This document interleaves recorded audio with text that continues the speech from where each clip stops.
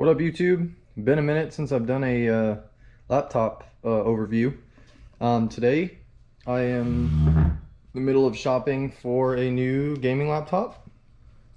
This is one I just picked up. I've had for about a week. I have an extended return period with Best Buy due to the holidays right now, and I'm pretty sure this one is going to be going back. Not because there's anything wrong with it. For what I paid and everything like that, it was a killer deal, but I found a Dell 17-inch RTX 2070 laptop on a website called Blink, B-L-I-N-Q, pretty close to half off, listed in like new condition. So it was about $100 more than I paid for this. And so we'll see. I'm kind of waiting until this Friday when that one comes in, and if it's all beat up or something, then I'll send the Dell back and keep this, because I got this on a really good deal at Best Buy, and I've been using it, and I really do like it. So if the Dell isn't perfect, this right here is what'll be staying with me, just so that when I go to my brother's or anything like that, I have a machine that I can take and we can play, games together. So it is a Lenovo Legion 5. Latest generation.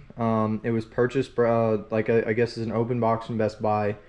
They sold it brand new there. If I wanted to go get one today, it would be $10.99.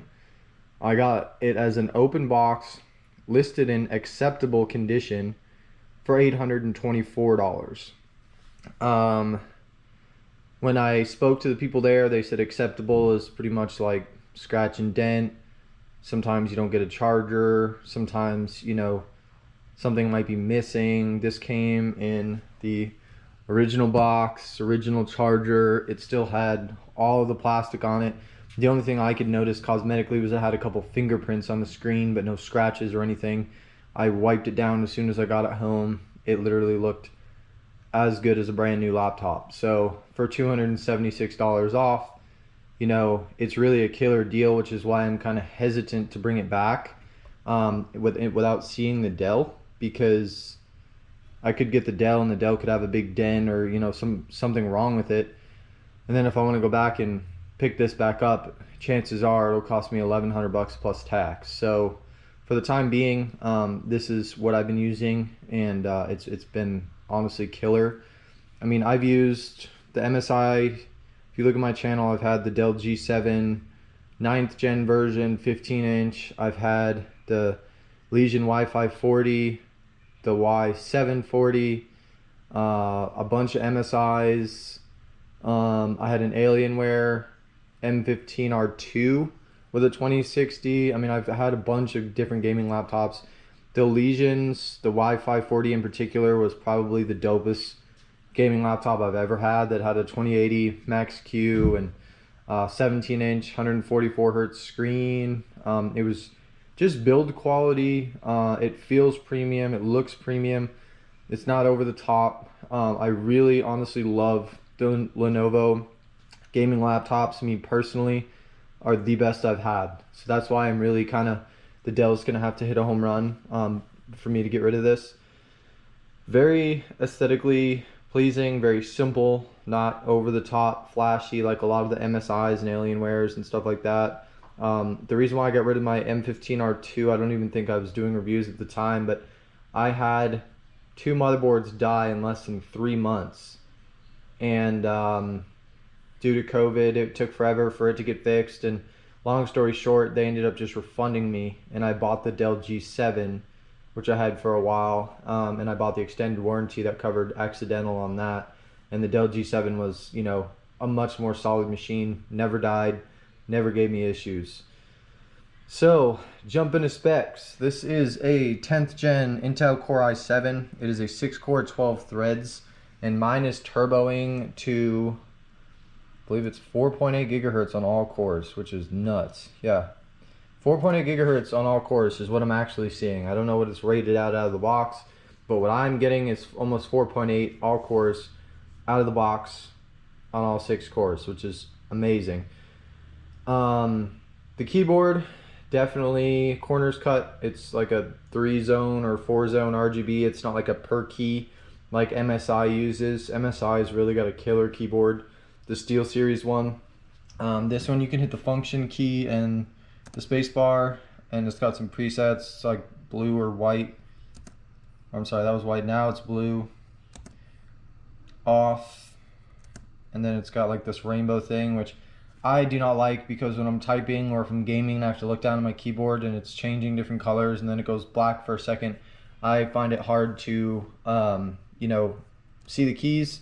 So I just leave it on a preset. That's all lit up. Let's see, on this side, the Legion does not light up. We'll shut it. So just like most of their Legion laptops, you have like this kind of hump in the back.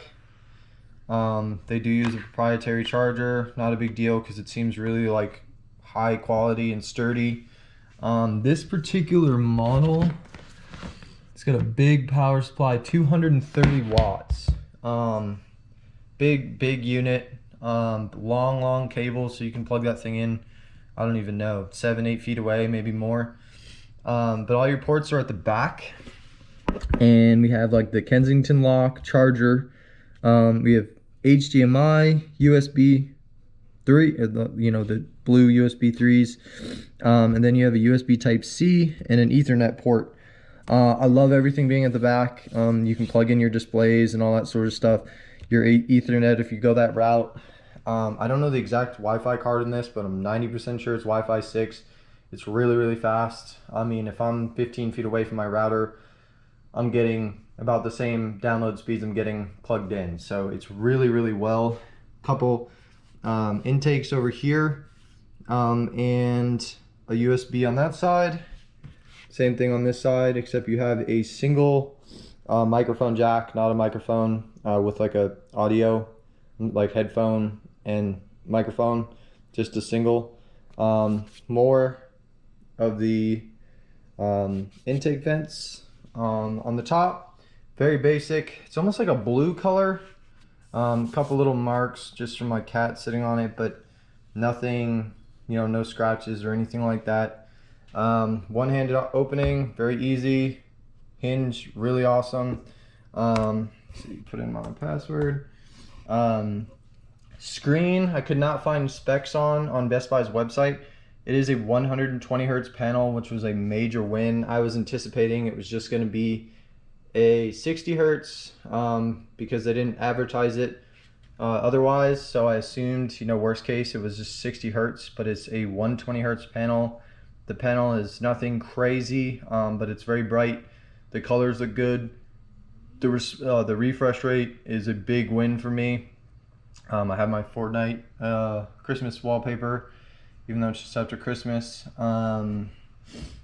We have a 1660 Ti 6 gig in this. Really great card. Probably one of my favorite desktop cards right now, just because of the GPU shortages. They're great cards. You can find them in stock more often than not. And for the price, I mean, at 1080p gaming, they were really an amazing card. So that card patched with the 10th Gen i7. This particular model has 8 gigs of RAM, and that would 110% be getting upgraded. But I'm same deal, waiting to determine if it's going to be staying with me or not. So before I go opening it up and buying more RAM, we're going to wait. But the 8 gigs of RAM is definitely kind of struggling. The surface, you can kind of see, does hold, like some oil from your skin. Comes off easily, but it is kind of a pain. The pad itself, honestly, is really good. All the Lenovo's I've had have had really good track pads. Not oversized. I really do like the oversized one like MSI uses. Pretty average size. Click on this side, you left click. Click on that side, you right click. You use 2 fingers to scroll up and down. Pretty simple. I did not like the MSI one. They have their own like special fancy mouse pad, and I can never figure out how to use it because it's different than every other one. So I do like that. No crazy fingerprint scanners. No Windows Hello. Just kind of like a simple, basic gaming. Bang for your buck, even $1,100 to get the 10th gen, i7 with the 1660 Ti, which is a non-max Q, is a really great card. Fans ramp up, no doubt. I don't know if you guys can hear them in the video, but it's not ear-piercingly loud or high-pitched, but they definitely do ramp up. I do have a cooling pad. I have never used it on this because I've experienced no thermal throttling. I game with a headset on. I don't notice the fans. I don't notice anything. So I haven't even brought out my cooling pad because I really honestly have not needed it. It has audio by Harman Kardon audio. Sounds really good, you know, for a laptop, just watching YouTube and browsing, and like I said, gaming, I really use a headset, so it's not that big of a deal. The only thing I really think would have benefited this was 16 gigs of RAM out of the box, given it's the i7 model, you know, with a, I'd consider mid-tier graphics. I feel like 8 gigs is kind of getting a little outdated.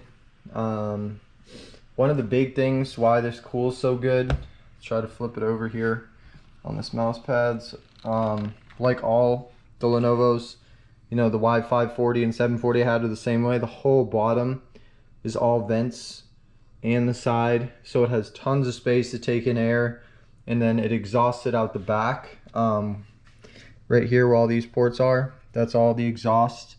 So that's why this machine, the Lenovo's in particular, benefit greatly from having a cooling pad blowing some fresh air up in there. Curious to see what it does for temps with the cooling pad. If it's, you know, substantial, then I'll run it. I do love the Lenovo software. My password again, I'll show you guys. Pull up a chair. Hope everybody had a good new year and a good holiday. I know we did, depending, you know, given what we have. Anyways, so it's called Lenovo Vantage. See, it says I have warranty until September, blah, blah, blah.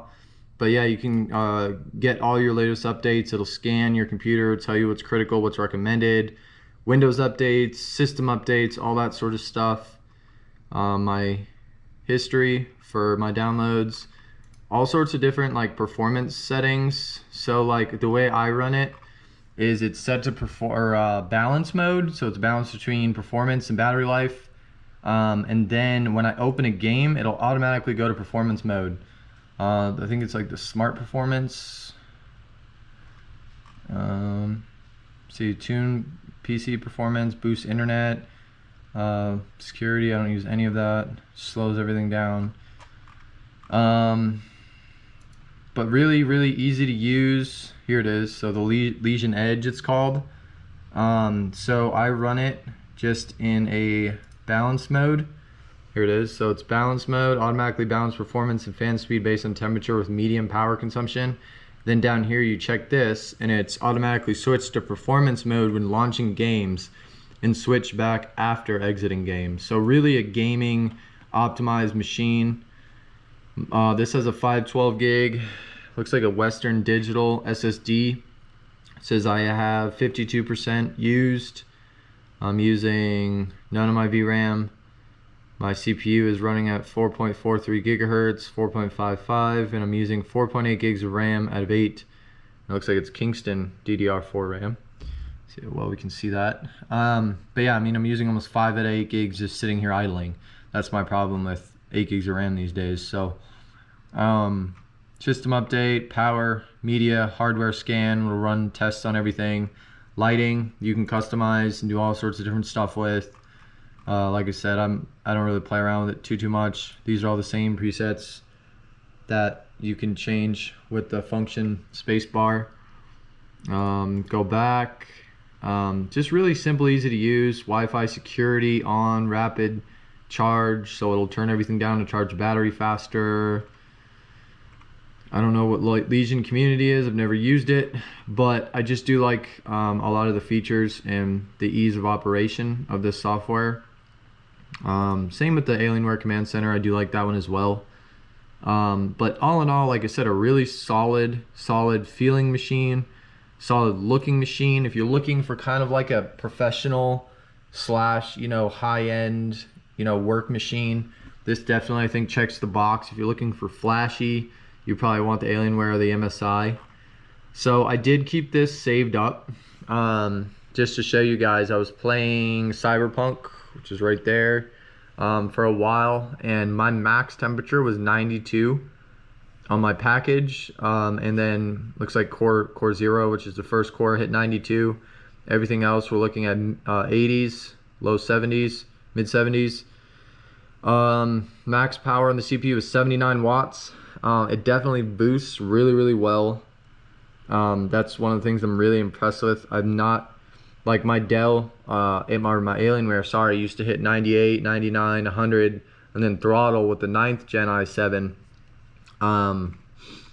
So here are my clock speeds. So I'm looking at 4.789 on all my cores, which is, I mean, straight up desktop level speeds. I mean, it's faster than my Ryzen processor, no doubt, as far as that clock speed.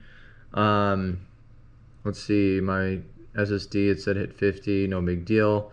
Other thing is here, my graphics card, there it is, 1660 Ti, 100%. You know, I was playing Cyberpunk on my TV and using an Xbox remote, and it was plugged into this, and my max GPU temp, 69 degrees Celsius at 100% load. Max memory I used was only 81% of the 6 gigs. Right now I'm idling at mid 40s. Really good performance as far as cooling. Really good performance as far as, you know, my CPU clocks and my CPU temperatures.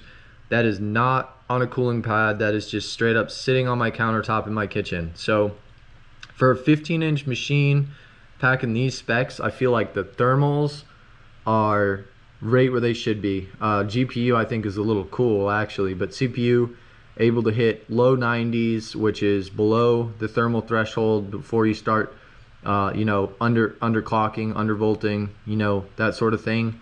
The fact that I'm getting those types of speeds and temps on a laptop is perfect. So that is pretty much wraps it up. Like I said, I mean, I think it's a great value for an $1,100 machine. For the $824 I paid, that's the reason why it's here waiting. The Dell's a 10th gen, but it's got a 17-inch 300 hertz IPS screen, and a 2070, 16 gigs of RAM, and a terabyte SSD. And I paid $954 plus tax. I think it was like $1,030. So if it's beat up in any way, shape, or form, it'll be going back, and this will be staying, but I'm hesitant to give this up until I see that machine. So anyways, guys, if you have any questions, I'll only have it for about 4 or 5 more days. I'll try to answer them if you watch this video before then. Maybe I'll still have it, maybe it might be going back. But I appreciate you guys watching. I appreciate every single one of my subscribers. I really try to get back to every single comment that I get on all my videos. I spend a lot of time doing that per week. So if you have any questions or concerns or personal experience, please share it down below. Like and subscribe my videos if you do like them. If you don't, obviously hit the dislike button. You know, it's not gonna hurt my feelings. It just, you know, help me improve.